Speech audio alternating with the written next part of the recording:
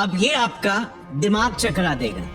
ये है 5,000 करोड़ रुपयों का बना दुनिया का फास्टेस्ट सुपर कंप्यूटर एल कैपिटान, जो कि एटलीस्ट आधे किलोमीटर जितनी जगह घेरता है और 2 क्विंटिलियन यानी इतने कैलकुलेशंस पर सेकंड करता है। ये सुपर एडवांस कंप्यूटर बहुत ही जल्द धूल चाटने वाला है, क्योंकि गूगल ने एक ऐसा नया कंप्यूटर चिप बना दिया है जो आज के इन फास्टेस्ट सुपर कंप्यूटर से भी 1 नॉनिलियन प्लस गुना ज्यादा तेज कैलकुलेशंस कर सकता है।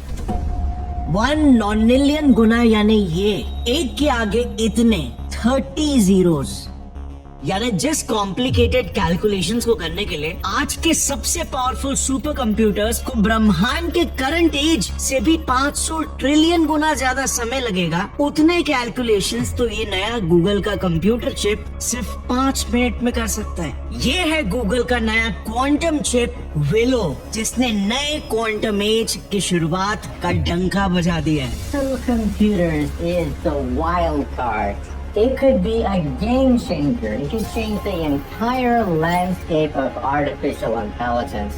Google's Willow chip is touted as not just another technology breakthrough, but an evolution. In under 5 minutes, the chip can solve a problem that would take today's most powerful computers 10 septillion years.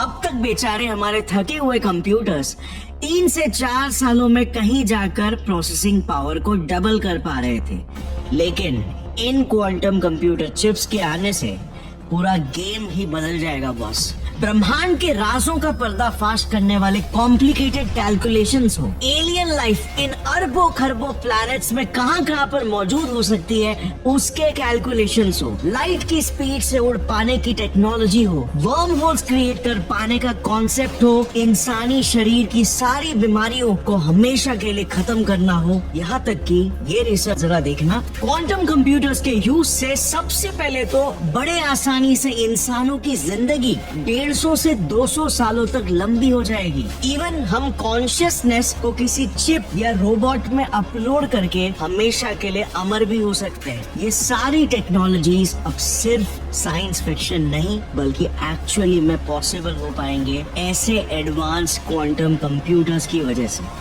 मगर इससे पहले कि ये सब possible हो पाए, अभी भी एक बड़ी प्रॉब्लम है जो साइंटिस्ट और इंजीनियर्स को रोक रही है।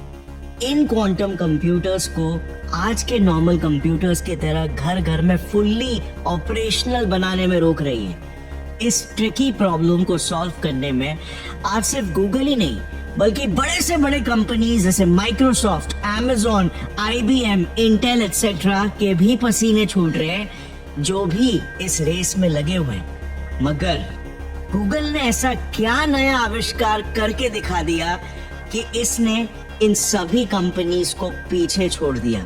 ऑल्सो एक इंटरेस्टिंग चीज देखना, गूगल का क्वांटम कंप्यूटर दिखने में ऐसे डिजाइन्ड है, मगर IonQ जो भी एक US बेस्ड ही कंपनी है, उसका क्वांटम कंप्यूटर ऐसा दिखता है। वहीं पर एक कैनेडियन कंपनी Xanadu का क्वांटम कंप्यूटर इन सबसे अलग कुछ ऐसा दिखता है। सो ये सभी कंप्यूटर्स मोर और लेस सिमिलर सिद्धांत और प्रोसेसिंग पर चलने के बाद भी इतने अलग आखिर क्यों दिखते हैं? इनकी टेक्नोलॉजीज में क्या डिफरेंस है? कौन बेहतर है और कौन बदतर? और गूगल की बात करें तो अब इस नए क्वांटम चिप के साथ गूगल क्या क्या कर पाएगा, चलिए समझते हैं आज के इस टेक्नोलॉजी स्पेशल वीडियो में, जहां मैं आपको एकदम बेसिक लेवल से समझाऊंगा कि कंप्यूटर ही आखिर क्या होता है इन द फर्स्ट प्लेस, कैसे एक 2000 साल पुराने कंप्यूटर से आज हम क्वांटम कंप्यूटर्स तक पहुंचकर टेक्नोलॉजी के सेक्टर को पूरी तरीके से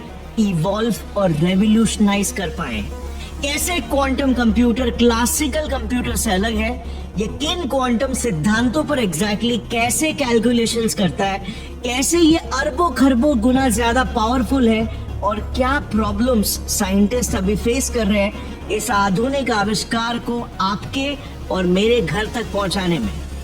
15 सितंबर साल 1900 कुछ ग्रीक डाइवर्स ग्रीस के नजदीकी एंटिकेथेरा नाम के आइलैंड के तट पर डुबकियां लगा रहे थे। और तभी उन्हें अचानक से एक डूबा हुआ जहाज मिला। इस 2000 साल पुराने डूबे हुए जहाज में छुपा हुआ था एक खजाना जो भरा हुआ था हीरे जवाहरात और मूर्तियों से। इसी खोए हुए खजाने में एक बहुत ही खास चीज छुपी हुई थी, एक ऐसी चीज जो कई दशकों तक साइंटिस्ट की नींदें गंवाने वाली थी। खजाने में मिला एक बहुत ही अद्भुत किस्म का यंत्र जो कुछ ऐसा दिख रहा था। ये एक 2000 साल पुराना यंत्र था और फिर अगले 50 सालों तक इस पर रिसर्चेस करने के बाद जब एक साइंटिस्ट डेरिक प्राइस ने इसे एक्सरेज के जरिए देखा जानने के लिए कि इसके अंदर एग्जैक्टली क्या है, तो ये तस्वीर सामने आई। वो हैरान हो गए ये देखकर कि कोई साधारण सा डिवाइस बिल्कुल नहीं था, बल्कि ये एक ऐसा आधुनिक यंत्र था जिसमें एटलीस्ट 37 इंटरलॉकिंग गियर्स थे, ब्रॉन्ज के बने हुए, और कुछ के दांत तो 1 मिलीमीटर से भी छोटे थे। ये इतने कोऑर्डिनेट तरीके से काम करते थे जो टेक्नोलॉजी आज से 2000 साल पहले हो पाना ऑलमोस्ट इम्पॉसिबल था। ये यंत्र एक एस्ट्रोनॉमिकल डिवाइस था जो सोलर और लूनर इक्लिप्सेस, चांद के फेजेस, प्लैनेट्स और स्टार्स के पोजीशंस को कैलकुलेट करके भविष्य में उनका पोजीशन कहाँ पर रहेगा और कौन कौन सी घटनाएं घटेगी उसे प्रेडिक्ट किया करता था। इस आधुनिक यंत्र को फिर नाम दिया गया the Antikythera mechanism, the oldest computer to ever exist on earth. अब क्या आपने सोचा कि इसे कंप्यूटर आखिर क्यों बुलाया गया? कंप्यूटर्स तो ऐसे दिखते हैं ना, तो किस लिहाज से ये डिवाइस एक कंप्यूटर हुआ? तो फिर क्या हम आज के कुछ इलेक्ट्रॉनिक गैजेट्स जैसे TV, microwaves, geysers, water purifiers, क्या इन्हें भी कंप्यूटर्स बोल सकते हैं क्या? वेल, इसके लिए ना एकदम शॉर्ट में ABCD से समझते हैं कि एक कंप्यूटर ही आखिर क्या होता है इन द फर्स्ट प्लेस। देखो, एकदम सिंपल भाषा में कंप्यूटर का मतलब होता है कोई भी यंत्र जो कंप्यूट करे, यानी कि कैलकुलेट करे और सही आउटकम को प्रेडिक्ट करे। और इसी वजह से एक सिंपल सा कैलकुलेटर भी कंप्यूटर होता है। एंटीकैथेरा मैकेनिज्म भी उस समय ब्रह्मांड के सिद्धांतों को मैथ्स के नंबर्स के जरिए मशीन्स के मूवमेंट में कोडिफाई कर रहा था, ठीक जिस तरह आज के मॉडर्न कंप्यूटर्स IT और इलेक्ट्रॉनिक्स के सिद्धांतों को एल्गोरिथम्स के जरिए ऑपरेशंस में कोडिफाई करते हैं। और इसीलिए सबसे पुराने कंप्यूटर्स का जन्म इलेक्ट्रॉनिक सर्किट्स में नहीं बल्कि मैकेनिकल सर्किट्स में हुआ था। और कई साइंटिस्टों के अनुसार एंटीकैथेरा मैकेनिज्म की तरह इतनी आधुनिक टेक्नोलॉजी हमारे पास अगले 1400 सालों तक नहीं आई थी। और फिर आया कंप्यूटर्स के इतिहास में एक बड़ा माइलस्टोन। साल 1642 में एक 19 साल के फ्रेंच मैथमेटिशियन ने आज के मॉडर्न कैलकुलेटर्स और कंप्यूटर्स का एक पुराना प्रोटोटाइप बना लिया जो अगेन मैकेनिकली फंक्शन करता था। इसमें भी गियर्स और क्रैंक्स यूज किए गए थे जो डायल्स को रोटेट करने से इनपुट किए नंबर्स के करस्पॉन्डिंग आंसर्स को डिस्प्ले करते थे। इस पुराने कैलकुलेटर का नाम पास्कलीन पड़ा और वो जीनियस और कोई नहीं बल्कि ब्लेस पास्कल थे जो लियोनार्डो डा विंची के कैलकुलेटर के डिजाइन से बहुत ही इंस्पायर्ड थे और उस डिजाइन को इन्होंने एनहांस करके रियलिटी बनाया। अब पास्कलीन कैलकुलेटर जैसे आप देख सकते हो फिर भी एक बहुत ही बड़ा डिवाइस था। आज के कैलकुलेटर्स की तरह तो बिल्कुल नहीं। और ये तो सिर्फ एडिशन और सब्ट्रैक्शन ही कर सकता था, मल्टीप्लिकेशन और डिवीजन भी नहीं। बट इस मॉडल ने एक bright German scientist Gottfried Lebanese को बहुत ही ज्यादा इंस्पायर किया और उन्होंने इसे फिक्स करके अपना खुद का एक न्यू मॉडल बनाया जिसका नाम रखा गया स्टेप रेकोनर, जो चारों important math functions addition, subtraction, multiplication और डिवीजन कर पाने लगा था।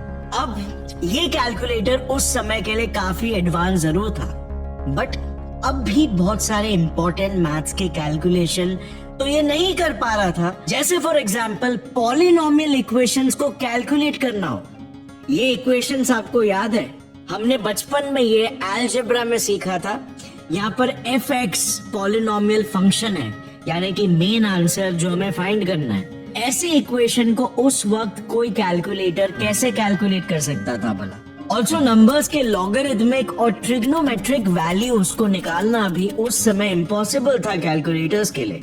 और 19वीं सदी आते आते, तो जैसे आपको पता है, ब्रिटिशर्स तो एक्सप्लोरर्स और कॉलोनाइजर्स बन चुके थे। इसीलिए नेविगेशन में, सेलिंग में, इवन इंजीनियरिंग और बैंकिंग तक में एडवांस्ड और फास्ट कैलकुलेशंस कर पाने की अब बहुत ज्यादा जरूरत पड़ने लगी थी। और इसीलिए मजबूरी में उस वक्त लोग ऐसे दिखने वाले मैथ्स के प्रिंटेड टेबल्स का इस्तेमाल किया करते। अब इन इम्पोर्टेंट टेबल्स को बनाता कौन था पता है? हम इंसान, मैनुअली। और हम इंसान तो गलतियां करने में माहिर है, इसीलिए कैलकुलेशन से लेकर अलग अलग स्क्रिप्ट्स में ट्रांसलेट करना और फिर प्रिंटिंग तक में कहीं पर भी अगर एक छोटी सी भी गलती हो गई तो कोई जहाज किसी महासागर के तूफान में भटक जाएगा या किसी बिल्डिंग का स्ट्रक्चर ही गलत बन जाएगा, जैसे 1707 में हुआ भी। इन्हीं गलत मैनुअल कैलकुलेशंस की वजह से एक नहीं 4 शिप्स एक साथ डिस्ट्रॉय हो गए और कुल मिलाकर 2000 सेलर्स ने अपनी जानें गंवा दी। इस घटना को द स्किली नेवल डिजास्टर कहा जाता है। और इसीलिए एक व्यक्ति थे जिन्होंने इस साइलेंट खतरे का एक बड़ा अलार्म रेस किया। ये और कोई नहीं बल्कि हमारे father of modern computers Charles Babbage थे, जिन्होंने उस वक्त सरकार के सामने कुछ कड़वे फैक्ट्स रखे। बैबेज मैथ्स को लेकर बचपन से ही ऑब्सेस्ड थे, फिर चाहे टेबल्स हो या इवन कैलकुलेशंस, इतने कि उन्होंने ये तक कैलकुलेट कर लिया था कि एक इंसान अपनी जिंदगी में कितने कदम चलेगा, जो है 20 करोड़ अप्रोक्सीमेटली। इसीलिए बहुत बार चार्ल्स बैबेज को लोग साइको समझते थे, क्योंकि वो अक्सर काफी सारे अनकन्वेंशनल विषयों पर काम किया करते थे, जिन सब्जेक्ट्स की उस दौरान कोई डायरेक्ट वैल्यू नहीं थी, जैसे यही कंप्यूटर टेक्नोलॉजी। उन्होंने सरकार को फिगर्स में बताया कि हर कुछ महीनों में सरकार को एटलीस्ट 2 से 3 मिलियन पाउंड्स का लॉस हो रहा है ऐसे outdated manually printed math tables की वजह से। और इसी प्रॉब्लम के सलूशन को पिच करते हुए उन्होंने इंट्रोड्यूस किया अपना revolutionary computer model difference engine, जो आगे जाकर मॉडर्न कंप्यूटिंग का इंस्पिरेशन बनेगा। डिफरेंस इंजन उनका पहला कंप्यूटर मॉडल था जो आसानी से ऐसे पॉलिनोमियल इक्वेशंस को सॉल्व करके उनके वैल्यूज को रियल टाइम में प्रिंट कर सकता था। लॉगरिथमिक और ट्रिग्नोमेट्रिक वैल्यूज को भी ये निकाल सकता था। बट वो यहाँ पर नहीं रुके। उनका कंप्यूटर कॉम्प्लिकेटेड मैथमेटिक्स तो कर पा रहा था, बट आज के मॉडर्न कंप्यूटर्स की तरह प्रोग्रामेबल कहाँ था। मतलब उनका कंप्यूटर तो ऐसा था कि आप जो इनपुट नंबर अंदर डालोगे सीधा उसका एक आउटपुट आंसर बाहर आ जाएगा। आप कंप्यूटर को कुछ कोड्स के जरिए न्यू नॉलेज या लैंग्वेज सिखा नहीं सकते, जिससे कंप्यूटर इनपुट को नए तरीके से प्रोसेस नहीं कर सकता था और नए टाइप के प्रॉब्लम सॉल्व नहीं कर सकता था। आज हम प्रोग्रामिंग के बिना कंप्यूटर्स को इमेजिन भी नहीं कर सकते। और बस इसी सोच ने जन्म दिया उस वक्त उनके सबसे सोफिस्टिकेटेड मॉडल के डिजाइन को, द एनालिटिकल इंजन, जो दुनिया का सबसे पहला प्रोग्रामेबल कंप्यूटर का कॉन्सेप्ट बना। कॉन्सेप्ट इसीलिए क्योंकि अनफॉर्चुनेटली ये इतना अहेड ऑफ टाइम था कि ये पूरी तरह बनकर तैयार भी नहीं हो पाया लैक ऑफ फंडिंग के वजह से। बट अगर ये तैयार होता तो ये उस समय 30 फीट लंबा 10 फीट चौड़ा एक प्रॉपर मॉडर्न कंप्यूटर की तरह होता, जो इलेक्ट्रिसिटी नहीं बल्कि स्टीम से चलता। अब इंटरेस्टिंग चीज पता है, उस समय कोड्स कैसे लिखे जाते थे और उन्हें कंप्यूटर में कैसे फीड किया जाता था?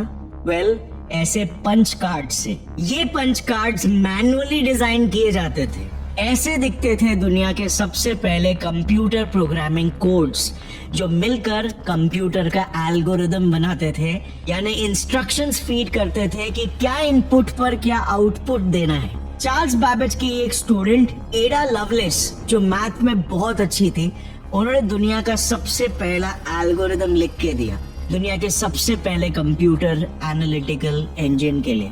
जिसमें उन्होंने बर्नौलीज नंबर की सीरीज को कैलकुलेट करने के स्टेप्स को फीड किया था। और यहीं से, जैसे आप इमेजिन कर सकते हो, कंप्यूटर ऑटोमेशन की शुरुआत हो गई थी। प्रोग्रामेबिलिटी आ चुकी थी, मेमोरी स्टोरेज और ALU यानी अरिथमेटिक लॉजिक यूनिट का कॉन्सेप्ट आ चुका था एक कंप्यूटर में।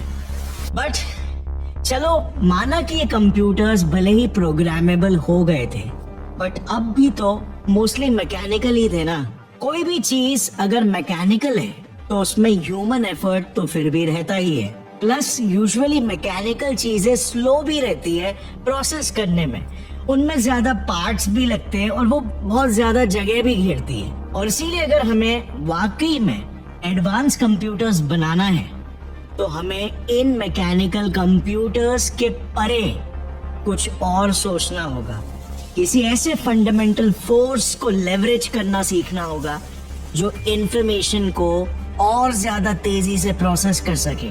और वो फंडामेंटल फोर्स आखिर क्या हो सकती है? वेल, इसका जवाब थॉमस एडिसन के पास था। यस, थॉमस एडिसन, जिन्हें क्रेडिट दिया जाता है इलेक्ट्रिकल बल्ब्स के जन्म का। बट बहुत ही कम लोग ये बात जानते हैं कि इन्हीं बल्ब्स ने मॉडर्न कंप्यूटर्स के बनने में कितना बड़ा रोल प्ले किया है। 1883 में थॉमस एडिसन अपने इलेक्ट्रिक बल्ब्स पर रिसर्च कर रहे थे कि क्यों बल्ब्स कुछ समय में फेल हो जाते हैं। तब उन्होंने एक इंटरेस्टिंग चीज को देखी। उन्होंने देखा कि उनके बल्ब्स का सिर्फ एक साइड का glass area over time brown colour के एक लेयर से कोट हो जा रहा था। आखिर ऐसा क्यों? क्योंकि बल्ब के अंदर तो और कुछ नहीं होता, सिर्फ जलने वाला टंगस्टन का फिलामेंट, और वो भी वैक्यूम में। तब उन्होंने उस वैक्यूम सील्ड ग्लास के अंदर एक मेटल के प्लेट को डाला जो यूजुअली नेगेटिवली चार्ज होता है और उसे एनोड कहते हैं। अब कुछ बहुत ही इंटरेस्टिंग हुआ। जैसे ही उस मेटल प्लेट पर उन्होंने एक पॉजिटिव वोल्टेज लगाया और बल्ब को ऑन किया, इलेक्ट्रॉन्स, क्योंकि नेगेटिवली चार्ज होते हैं, वो पॉजिटिव वोल्टेज की वजह से फटाक से उस प्लेट पर जाकर चिपकने लगे और एक करंट पैदा होने लगा। बट वहीं पर जब उन्होंने उस प्लेट पर एक नेगेटिव वोल्टेज लगाया तो कोई भी करंट पैदा नहीं होता। अब ये करंट एग्जैक्टली क्या था, क्यों क्रिएट हो रहा था, ये एडिसन को खुद उस वक्त पता नहीं था। और इसीलिए उन्होंने इस करंट को मिस्ट्री करंट नाम दे दिया और पैटेंट करवा दिया कि भाई आगे अगर इस करंट से कुछ काम होगा तो हम करवा लेंगे, अभी के लिए मैं इसको पैटेंट कर लेता हूँ। और एडिसन का अंदाजा बिल्कुल सही था। यही करंट, जिसे लोग एडिसन करंट कहकर बुलाने लगे थे, आगे जाकर यही दुनिया बदलने वाला था। इलेक्ट्रॉनिक सर्किट्स की रीढ़ की हड्डी बनकर डिजिटल रेवोल्यूशन लेकर आएगा। एडिसन करंट ने बेसिकली हमें इलेक्ट्रॉन फ्लो को कंट्रोल करना सिखा दिया था। और इलेक्ट्रॉन्स को कंट्रोल करना सीखना मतलब इलेक्ट्रॉनिक सर्किट्स बना पाना, जो आगे एडवांस कंप्यूटर्स और टेक्नोलॉजीज बनाने में मदद करेगी। अब इस सिंपल से प्रिंसिपल से एक इलेक्ट्रॉनिक सर्किट कैसे बन सकता है, इसे एक इजी से एग्जांपल से समझते हैं। देखो, ये एक बेसिक सा सर्किट है। यहाँ पर लाइट बल्ब से निकलते इलेक्ट्रॉन्स के ग्लास वॉल्स पर टकराने से पहले एक कंडक्टिंग मेटल प्लेट लगा है, जहाँ पर जाकर इलेक्ट्रॉन्स टकराएंगे और स्मार्टली इसे रेगुलेट या कंट्रोल करने के लिए बीच में एक खास किस्म का ग्रिड लगाया गया है, जिसका काम बस इतना है कि एक नल की तरह इलेक्ट्रॉन्स के बहाव को बहने देना है या फिर स्टॉप करना है। और ये ग्रिड काम कैसे करेगा भला? वेल, वोल्टेज अप्लाई करने से। जैसे हमने पहले देखा था, पॉजिटिव वोल्टेज इलेक्ट्रॉन्स को और तेजी से अट्रैक्ट करेगा यानी बहने देगा, और नेगेटिव वोल्टेज स्लो कर देगा या तो स्टॉप कर देगा, डिपेंडिंग ऑन कितना वोल्टेज अप्लाई किया जाए। इस सिंपल से सर्किट को कहते हैं एक वैक्यूम ट्यूब। और इसीलिए आपको सुनकर हैरानी होगी, बट सबसे पहले के जो बड़े से बड़े इलेक्ट्रॉनिक कंप्यूटर्स हुआ करते थे, वो एक्चुअली में लाइट बल्ब से चला करते थे। वो कमरे जितने बड़े हुआ करते थे, जैसे 80 फीट चौड़ा 8 फीट लंबा ENIAC first programmable general use computer जब चलता था तो ऐसा लगता था कि एक साथ किसी ने हजारों बल्ब जला दिए। Imagine the level of heat. Engineers मजाक में कहते थे कि बर्फ के मौसम में तो उन्हें हीटर्स की जरूरत ही नहीं पड़ती थी। हाल ही में तक अपने पुराने CRT टीवीज में भी यही वैक्यूम ट्यूब्स तो यूज होते थे और इसीलिए वो हीट अप हो जाते थे, याद है। और ये टेक्नोलॉजी पूरे 60 से 70 सालों तक चली, जिस दौरान हमने काफी तरक्की देखी। कम्युनिकेशन टेक्नोलॉजी जैसे टेलीफोन्स, रेडियोज में ये सर्किट सिग्नल के एम्प्लीफिकेशन का काम कर सकते थे, यानी ज्यादा लाउड और क्लियर आवाज, और इस इलेक्ट्रॉन्स के फ्लो को ऑन ऑफ करके इसे बाइनरी यानी कि 1 और 0s के लैंग्वेज में कन्वर्ट किया जा सकता था, जो लैंग्वेज की कंप्यूटर्स और इलेक्ट्रॉनिक इक्विपमेंट्स से कोड्स के जरिए डिजायर्ड आउटपुट निकाल सकती थी। यानी अब हमारे कंप्यूटर्स इलेक्ट्रॉनिक कोड्स पर शिफ्ट हो चुके थे। वो पंच कार्ड्स की अब कोई जरूरत नहीं थी। और अब भी पता है, कंप्यूटर ऑपरेटर्स को घंटों तक कंप्यूटर्स के सामने खड़े रहना पड़ता था। क्यों क्योंकि हर दिन 40 से 50 बल्ब्स फटा करते थे और उन्हें तुरंत रिप्लेस करना पड़ता था। और इसीलिए साइंटिस्ट ये समझ चुके थे कि कमरे जितने बड़े कंप्यूटर्स एक्चुअली में ज्यादा प्रैक्टिकल नहीं है, ज्यादा रिसोर्सेज लेते हैं, ज्यादा एनर्जी चूसते हैं, ज्यादा हीट आउटपुट करते हैं, जिस वजह से ज्यादा एरर प्रोन भी बन जाते हैं। कैसा रहेगा अगर हम exact same technology, exact same mechanism को किसी बहुत ही छोटे से सर्किट में अगर फिट कर सके तो?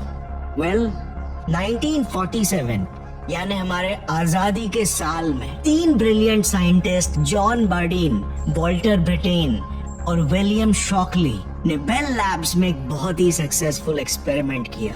उन्होंने एक छोटे से चावल के दाने जैसे ऑब्जेक्ट से इलेक्ट्रॉन्स के फ्लो को कंट्रोल करके बता दिया, जिस एक्सपेरिमेंट ने वैक्यूम ट्यूब्स के अंत के दरवाजे खोल दिए।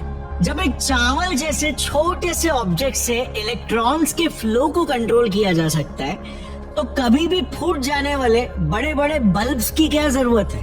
ये चावल सा छोटा सा मटेरियल एक सेमीकंडक्टर मटेरियल जर्मेनियम था, जो बहुत ही जल्द रिप्लेस हो जाएगा और एफिशिएंट और ज्यादा हाई हीट झेल पाने वाले मटेरियल सिलिकॉन से, जो आज हर हमारे फोन्स और कंप्यूटर्स में यूज होता है। ये ट्रांजिस्टर्स ज्यादा फास्ट थे, कम पावर लेते थे और साइज में भी काफी छोटे थे। बस यहीं से सिलिकॉन एज की शुरुआत हो चुकी थी। उस वक्त कैलिफोर्निया के वैली ऑफ हार्ट्स डिलाइट को सिलिकॉन वैली क्यों नाम दिया गया?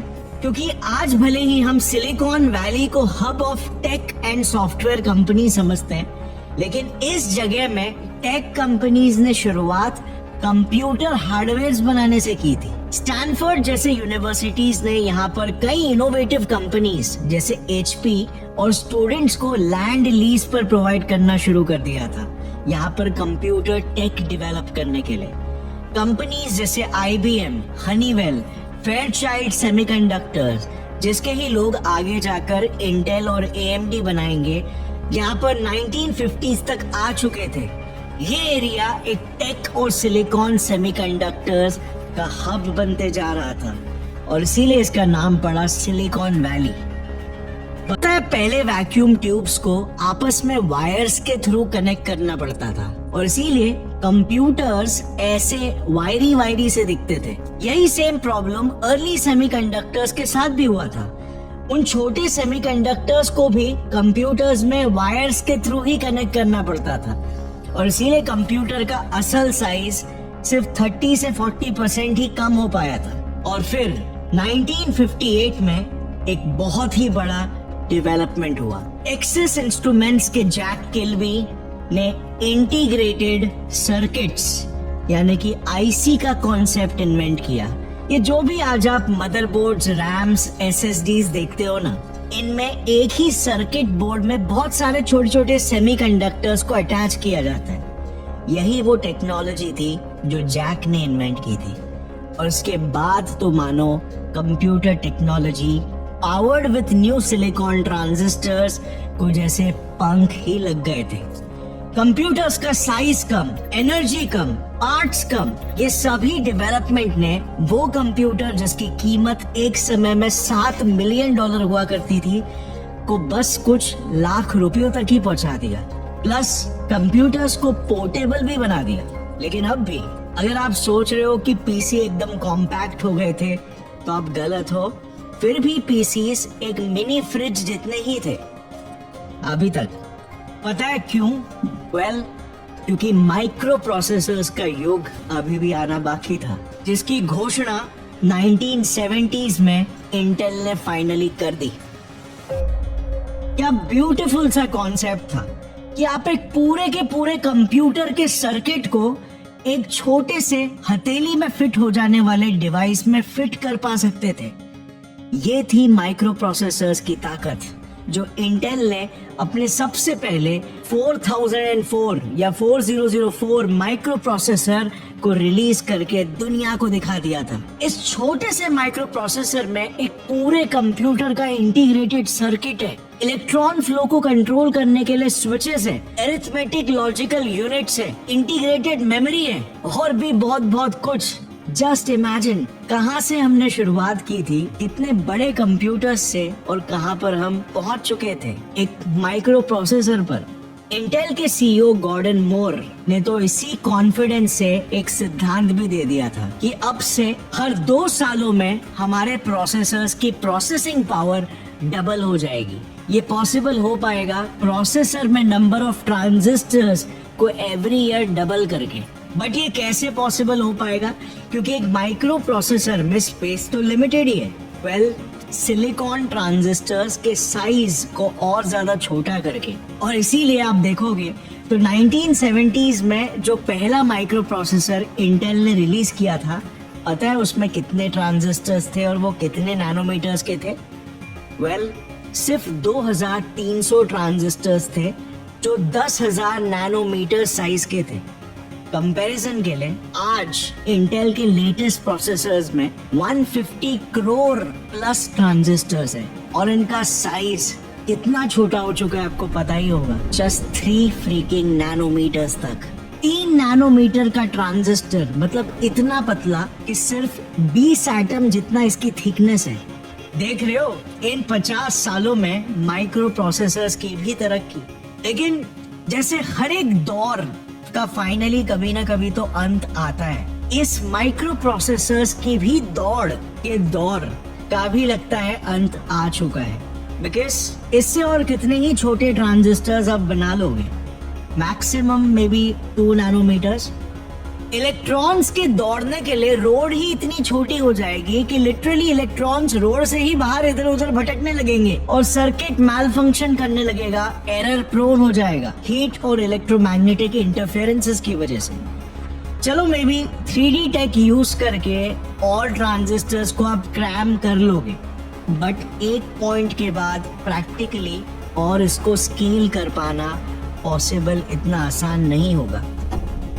और इसीलिए चाहे हम कितनी भी कोशिश क्यों ना कर ले, यहाँ से टेक्नोलॉजी पिछले कुछ सालों की तरह एक्सपोनेंशियली नहीं ग्रो कर पाएगी।